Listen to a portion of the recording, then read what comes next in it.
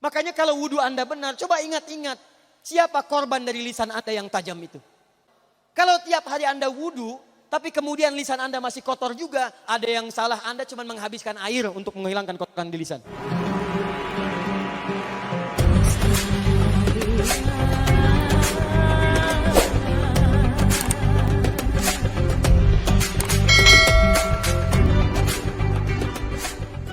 Kata Nabi, kalau salatnya ingin sempurna dimulai dari wudhu.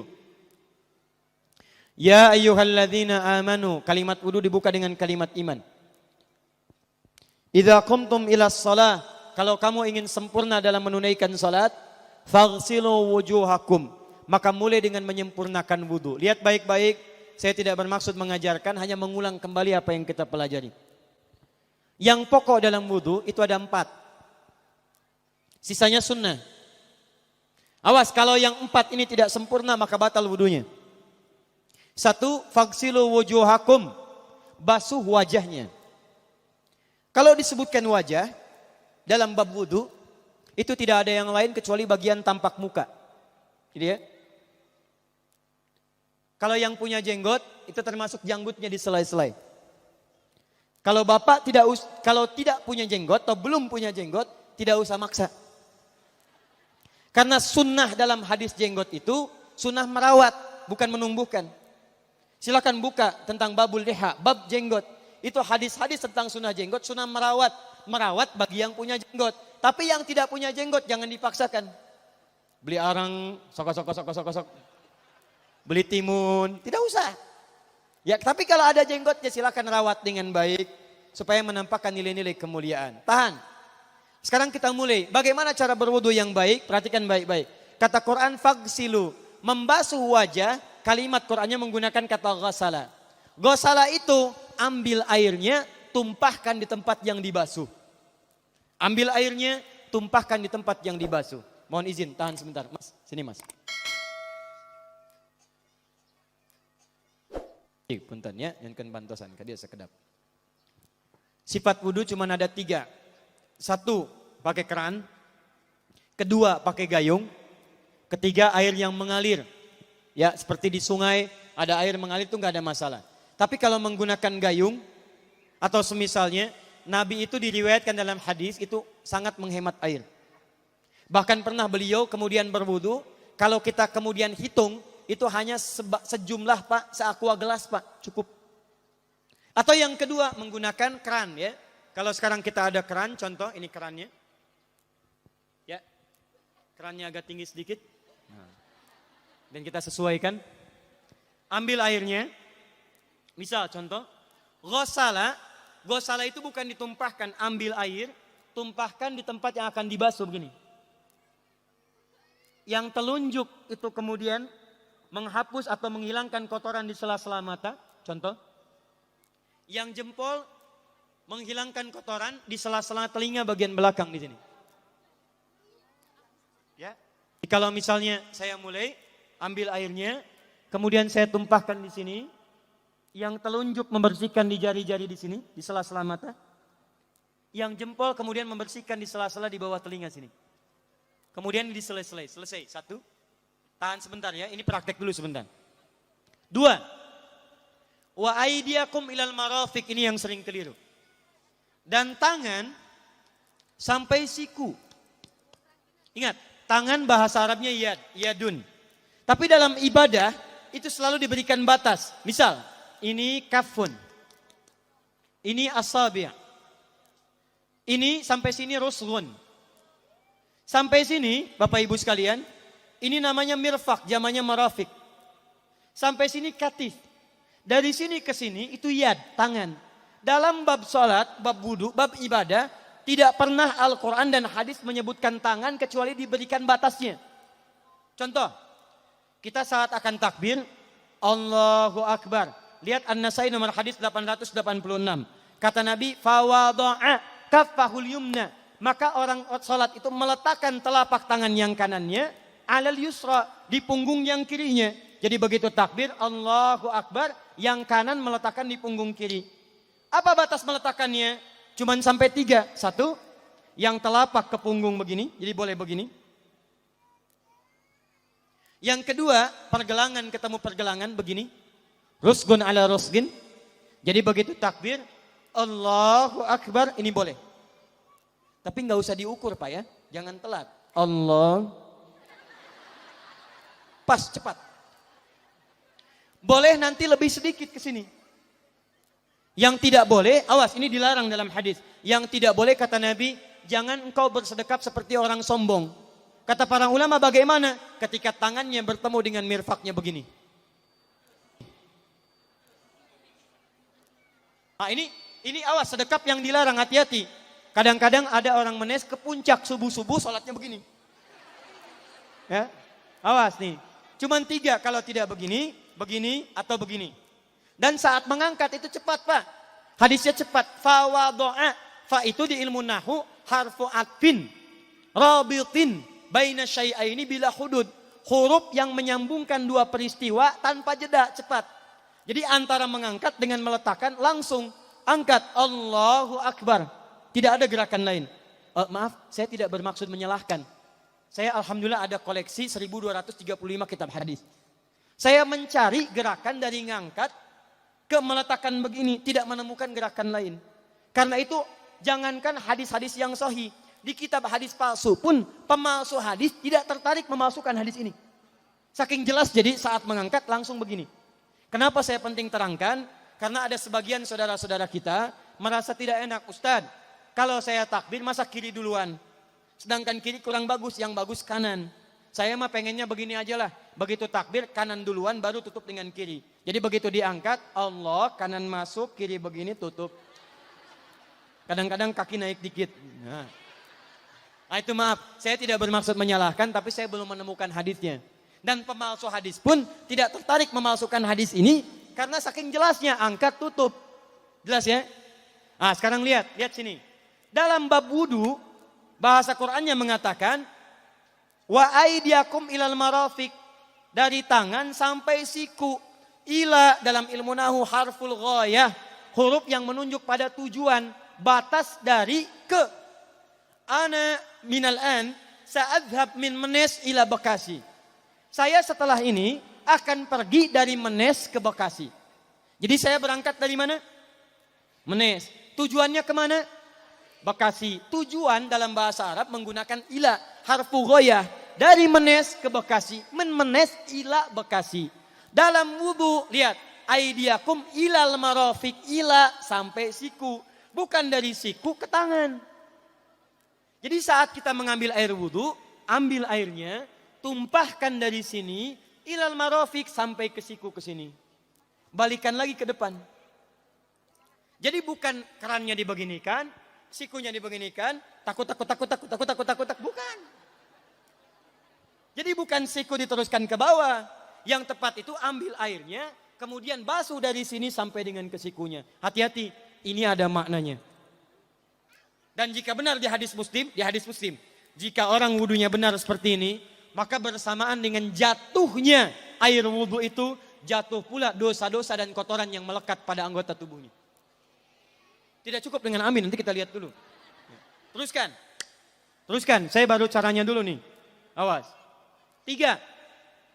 Wamsahu biru'usikum. Wamsahu, lihat. Untuk wajah pakai gosala, basuh. Tangan gosala, basuh. Tapi ketika berpindah pada yang ketiga, wamsahu, berubah jadi masaha. Tahan sebentar ya. Cik calik kelecep, calik. Duduk sini aja. Lihat sini. Ya, pilih. Duduk di sini atau ngapus. Ah, sudahlah. Datang sendiri, nulis sendiri, ngapus sendiri, luar biasa. Cuman di Menes ini. Ini awas, ini penting ini Bu ya, penting. Saking pentingnya susah dihapusnya tuh. Dah sini aja, masaha.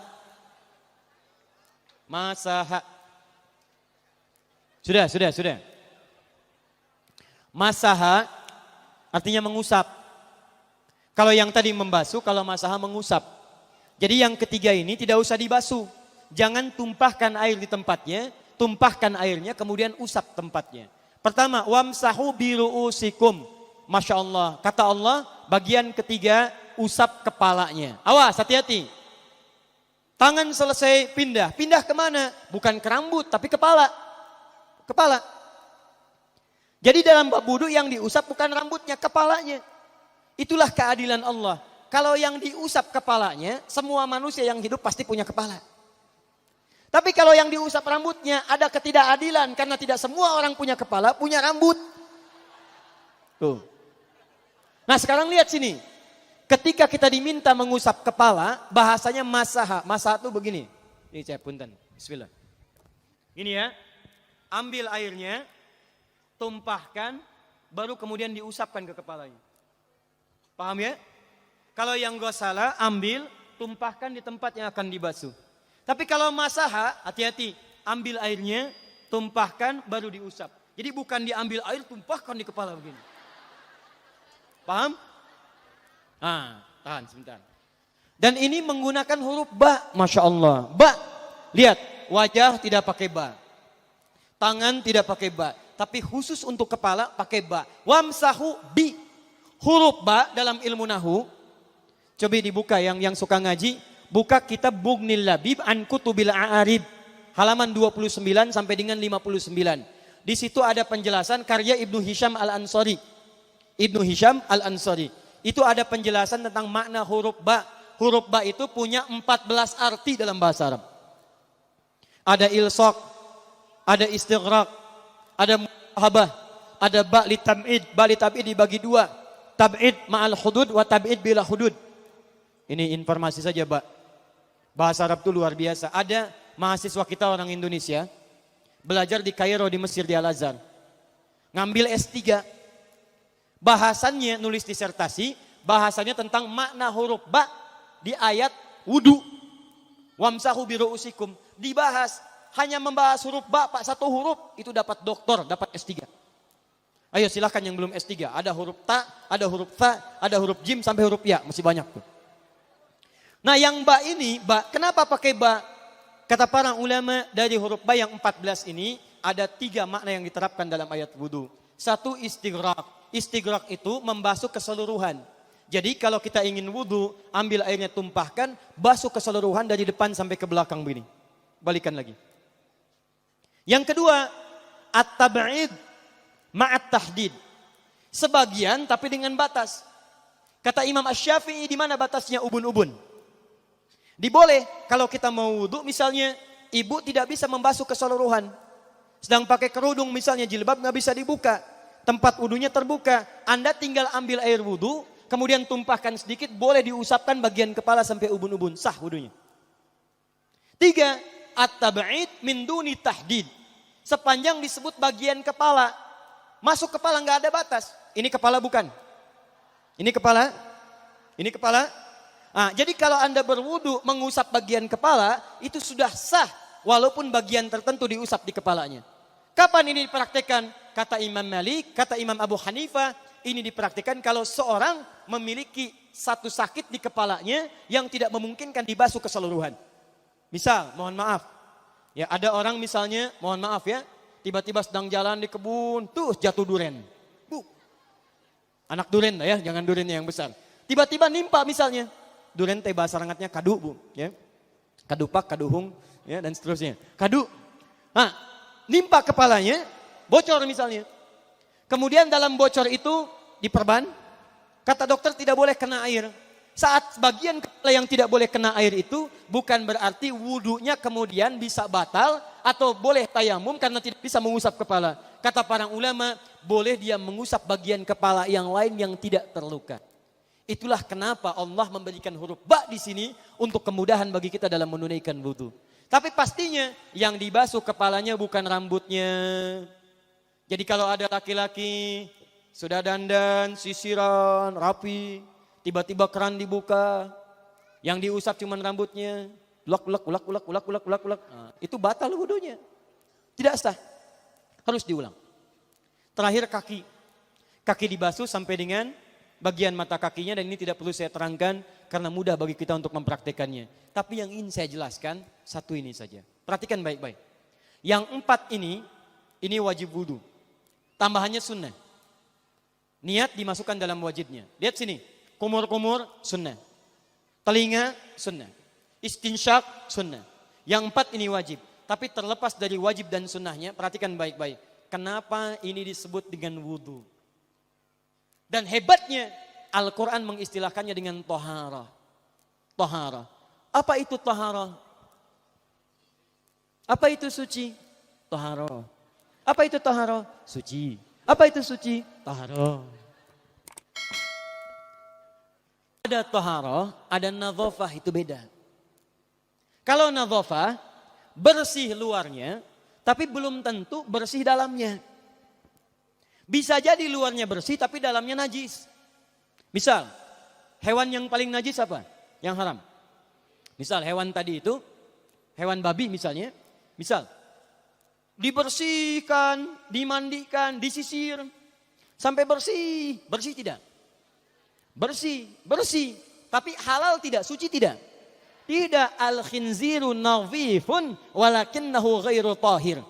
Babinya bisa bersih tapi tetap tidak halal, tidak suci dia. Tetap haram, tetap najis. Paham? Tapi kalau bersih luarnya dan suci dalamnya, maka kalimatnya berubah dari nadhafah jadi tohara. Tohara. Orangnya disebut dengan tahir. Kalau rajin dikerjakan disebut dengan mutatahhir. Wudu dalam Quran disebut dengan tohara. Seakan-akan memberikan pesan, maaf, orang yang wudu itu bukan hanya bersih fisik luarnya saja. Jadi kalau orang wudunya bersih, bukan cuma wajahnya yang bersih.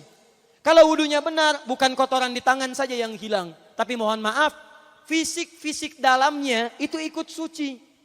Fungsi tangannya jadi bersih, fungsi wajahnya jadi bagus, fungsi lisannya jadi bagus. Makanya kata Nabi, kalau orang benar wudunya bersamaan dengan air wudu yang menetes, maka tumpahlah kotoran-kotoran di bagian fisik-fisik tubuhnya. Jadi kalau kita benar wudunya kumur-kumur, kukumur, masukkan keluarkan, bersamaan dengan keluarnya air itu, maka kotoran-kotoran di lisan pun ikut keluar. Tangan dibasuh, bersamaan dengan dibasuhnya tangan, fungsi tangan yang kotor-kotor itu ikut hilang. Hadis Muslim. Makanya orang yang setelah selesai wudu dia berdoa, apa wudunya? Apa doa wudunya? Asyhadu an la ilaha wa asyhadu anna Muhammadan Allahumma minat waj'alni minal, lihat sini, minal mutatahhirin, minat tawabin. Lihat. Bapak Ibu kan baru wudu, tapi kenapa doanya selesai taubat? Allahumma ja'alni minat tawabin. Ya Allah, jadikan saya termasuk orang taubat. Kita kan baru wudu, kenapa doanya baru selesai tobat? Sedangkan tobat itu mengakui kesalahan, menyesali kesalahan, dan berjanji meninggalkan yang salah, mengganti dengan yang baik-baik. Makanya kalau orang wudunya benar itu, begitu dia kumur-kumur, dia ingat kesalahan apa yang dikerjakan oleh lisan ini. Jadi begitu kemudian ditumpahkan airnya, hilang kotorannya. Maaf, yang suka mencela wudu, selesai wudu tidak akan mencela lagi karena tobat dari celaan. Makanya kalau wudu Anda benar, coba ingat-ingat. Siapa korban dari lisan Anda yang tajam itu? Apakah ibu Anda yang pernah menangis karena lisan Anda? Apakah ayah Anda yang kecewa karena kalimat-kalimat Anda? Apakah tetangga Anda yang menjauhi Anda karena kata-kata kotor Anda? Kalau tiap hari Anda wudu, tapi kemudian lisan Anda masih kotor juga, ada yang salah, Anda cuma menghabiskan air untuk menghilangkan kotoran di lisan. Itu tanda pertama. Tangan basuh. Makanya orang yang wudunya benar, tangannya tidak akan berbuat yang kotor lagi sampai ke ujung kakinya. Karena itulah ibadah ini disebut dengan wudu, seakar dengan kata dau. Kata para ulama, mereka sebagian mengatakan dau artinya cahaya, dau artinya sinar, dau artinya al-husnu, baik budi pekerti. Kalau orang benar wudunya, bertambah sinar di tangannya, sinar di wajahnya, sinar di lisannya. Apa sinar itu? Di dunia sinar-sinar amaliyah kebaikan, sifat-sifat baik, di akhirat pancaran-pancaran kemuliaan. Satud'a ummati yaumal qiyamati ghurral muhajjalin. Akan dipanggil umatku di hari kiamat dengan banyak cahaya melekat di tubuhnya.